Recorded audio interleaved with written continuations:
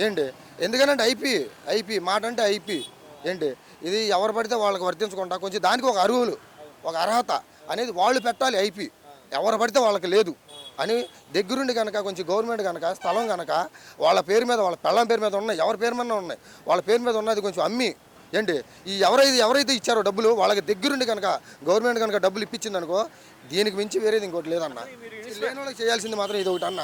ఇది పెట్టుబడి పెట్టేటప్పుడు కూడా మీకు ఆలోచన రావాలిగా, అసలు ఈ మనిషి ఇచ్చేవాడు. ఇప్పుడు ఇచ్చేవాళ్ళు అని అంటే ఇప్పుడు ఒకసారి ఇచ్చిన వాళ్ళు ఒకసారి ఇచ్చారు ఇంకోసారి ఏమనుకుంటారు ఇచ్చారని ఇస్తాడని అనుకుంటారుగా ఎవరైనా ఎవరు అనుకోరు కదా అలా నమ్మే ఇచ్చేది ఎవరైనా ఇప్పుడు వాళ్ళు ఆ స్థాయిలో ఉన్నారు అంటే మన డబ్బులు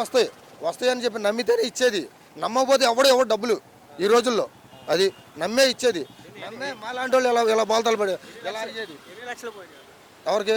నాకు వడ్డీతో చూసుకుంటే వస్తాయి అన్న ఎందుకులే చెప్పుకోవడం ఎందుకులే కానీ అది నాకనే కాదు చాలామంది ఉన్నారు అలాగా అది